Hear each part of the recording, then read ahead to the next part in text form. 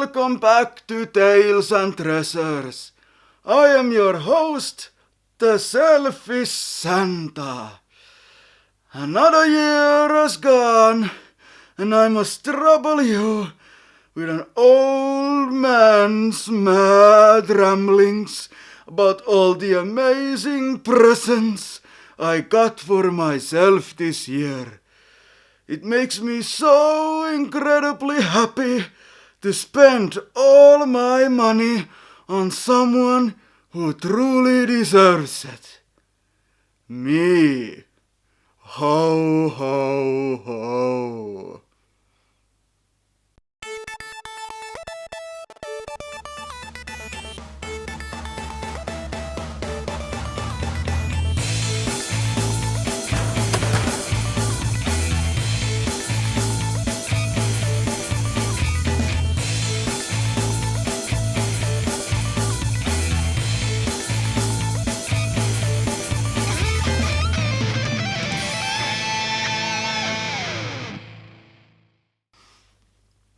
So indeed, I just wanted to show you all the awesome stuff that I found this year.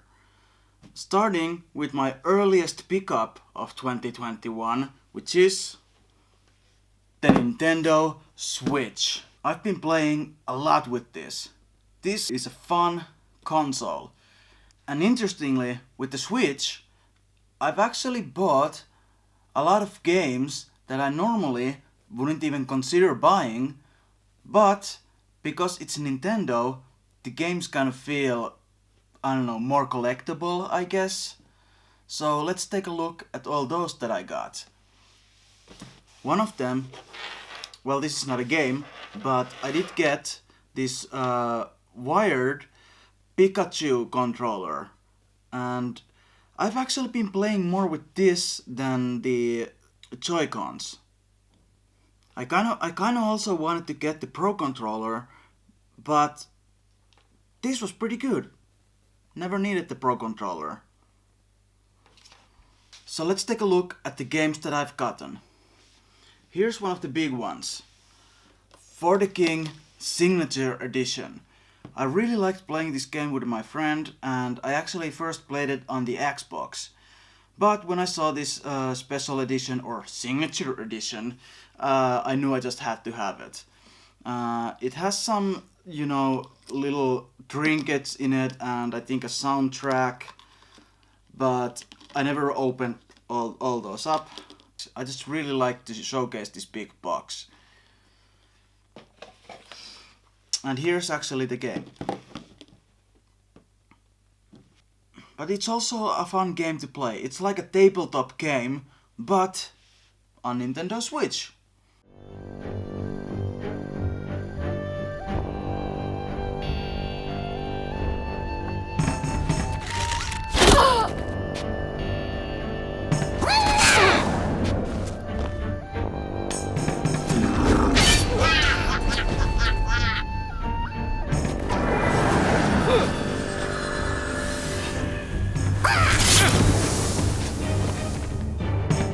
Now the next two are something that I actually got the same day, I think, that I got the Switch itself. Pokemon Sword with the DLC and Super Mario 3D All-Stars, which is not really as rare as some people made it out to be. Also, I got this beautiful turquoise Pokemon case for the Switch.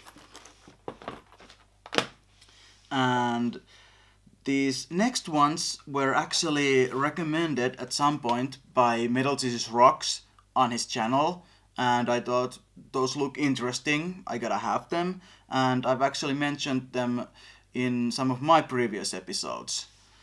Here's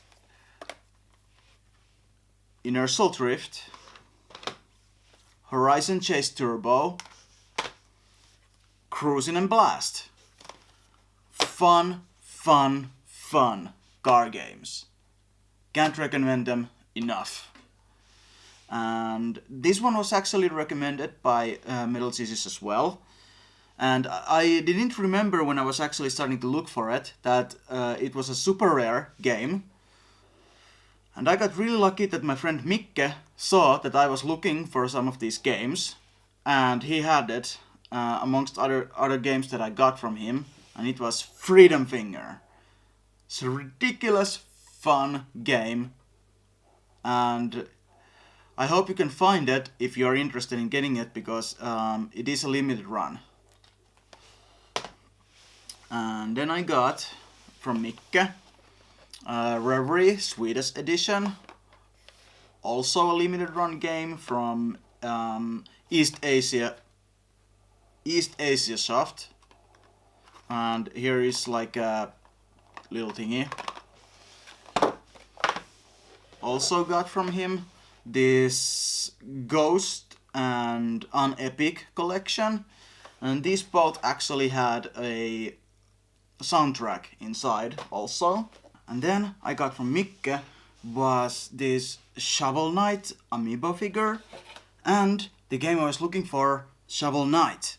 And I was really happy that he included this Amiibo figure. It looks really cool and I love displaying it. Last thing that I got from Mikke was actually a surprise. And it was a comic book that he made based on the world of Kalevala. And this is based after the events of Kalevala. It's called Kalevalan jälkeen, after Kalevala. It's a nicely drawn comic book with a lot of stuff happening. It's so much fun to read, and it's actually of a limited run too, of 250, and it's signed. Ooh, I love signed things. It was a really nice surprise, and I still have this in my bookshelf. Thank you, Mikke. And last but not least is the limited run game that everyone was so hyped about, because it's a fun game, is Scott Pilgrim vs. the World. The game. Complete edition. Now, on to the next. You know that I'm a huge fan of Fallout, and I was so lucky to find these strategy guides. I also love collecting strategy guides. But these were such an amazing find. These collector's edition versions of these, and I just absolutely love them. They're a great addition to my Fallout shelf, and I can't believe I found them here in Finland. So awesome. Another strategy guide that I found was of one of my favorite games also, Battlefield 4. I was looking for this and I finally found one, and it's pretty cool. I really love to read strategy guides, going through them, and sometimes even play when I go through a second playthrough or a third, when I'm trying to find the achievement stuff. I really like going through these and finding these. It's so much more satisfying and fun than just Googling it. That's just how I feel about it, at least. And talking about Battlefield, a friend from Xbox Retro Gamers group called Matt, and he sent me an amazing gift. It's one of my absolute treasures. Battlefield 2 Modern Combat demo disc, and it's unopened. I am so excited to have this, and he was so kind in sending me this as a gift. Thank you so much, Matt. I truly appreciate it. I'm still displaying it in an amazing place in my shelf. Here we have Last of Us strategy guide. I've actually been using this lately. I have a bookmark, Rammstein ticket, and like I said, I love to read this and play games while reading this and trying to find all the stuff that's hidden in the game. The next book I actually got just like a week ago. It's a beautiful, beautiful art book of The Last of Us. There's amazing art in there and pictures from the game. I'm still trying to find a better place to display it because this is such a beautiful item to have. Now, if you can remember, last year I got my first Pokemon game, and that was Pokemon Heart Gold. I'm still playing it, it's such an awesome game, and now I got something exciting to go with it. I got the Heart Gold Soul Silver Pokédex book and the strategy guide, both volume 1 and 2.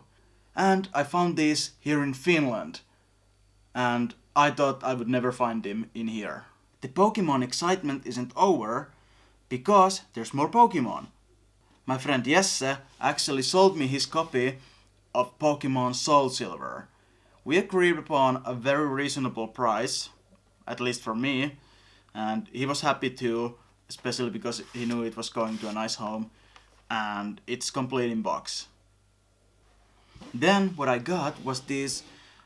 Then another thing that I got was this Pokemon Lamin cards. There isn't much information about them, and I was thinking about making another video just about these. I think they only made the first 150 of these, and I don't have all of them yet, but I will plan on getting them. They're like see-through cards, and on the back side, I have no idea if you can see them, but there's like information about the Pokemon. These are really interesting, and I wasn't thinking about collecting Pokemon cards, but these kind of got my attention, and I decided that I want to get all 150 of them, and when I have all 150 of them, I will frame them into one big frame. And the next one is pretty exciting too.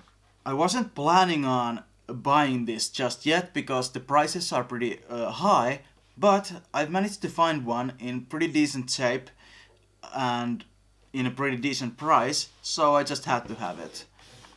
Pokemon Blue, complete in box. Then, I probably should have mentioned this earlier with the other Switch items, but here it is, the Steelbook for Pokemon Sword.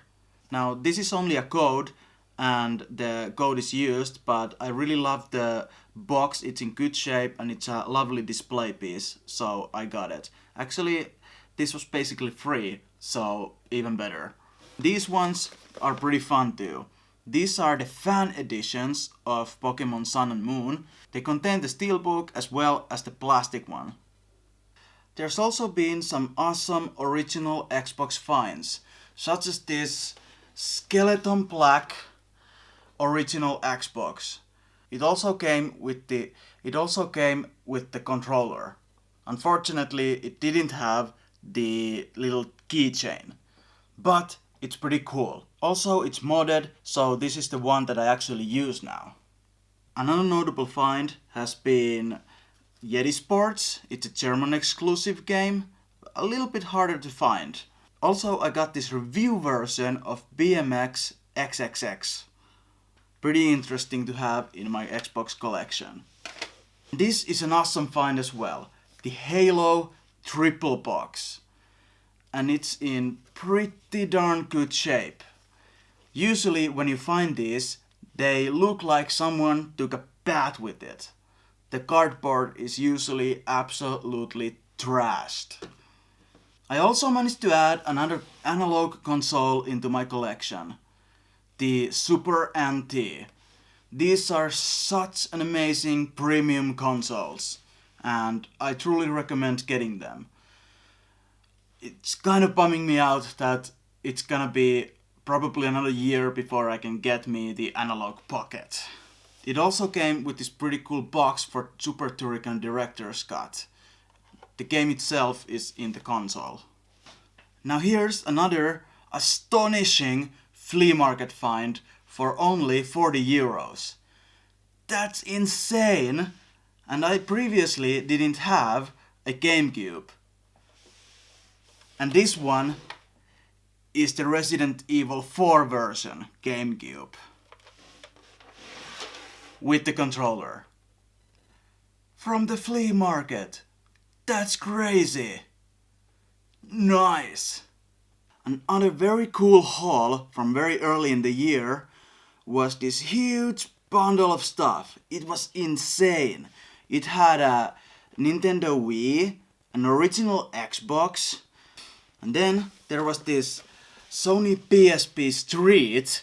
It's a charcoal black PSP E1004 and came with the console, the box, some of it inserts. I'm not sure if it has all of it, but it's pretty cool to have.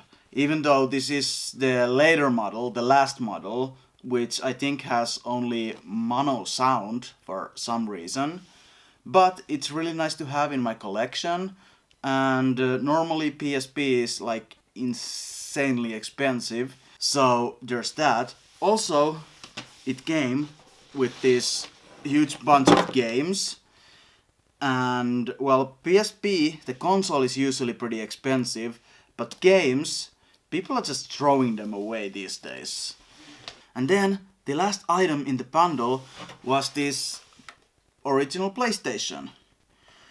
And weird thing was, when I opened it, it was like there was a lot of sand inside.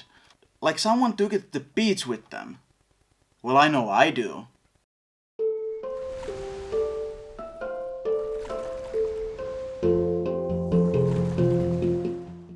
But I usually clean my consoles after the trip to the beach. Also, I got a PlayStation 4 and a bunch of games, Uncharted games, Last of Us games, but you know what they look like. I'm not gonna unblock them, bring them here. So let's check the next ones. Now the last two aren't actually game related, but they're something that I really like having, so I'm gonna show it to you anyways.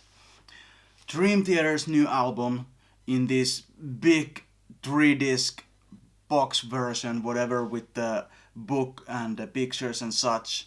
It's really cool, and I have this displayed on my shelf. And the other one is one of my childhood toys. I was like, when I saw this in Retro Rick's channel a couple of months ago, I was like, I had that as a kid. Oh, I gotta find that. And most of my childhood toys have been thrown away, unfortunately. And it took me a while, but I actually found this. And no, this isn't the Street Shark, it's the Extreme Dinosaur. It's like a copied version of Street Sharks, but I had this as a child. It was one of my absolute favorite toys, and I love having this in my collection. And I love having this, I love displaying it in my collection. It's really cool. Rawr, rawr, rawr. So, there was mostly my favorite pickups of the year. Money, money, money in a rich man's world. Well, I am not a rich man. Quite the contrary. In fact, I will never financially recover from this. Unless, of course, you press the like button and the subscribe button and the bell icon too. I will even go as far as recommending that you comment down below if you have something on your mind. And have you seen my previous episodes? If you haven't, can you see these boxes around here? Click them and go see my previous episodes. Merry Christmas! Ho, ho, ho!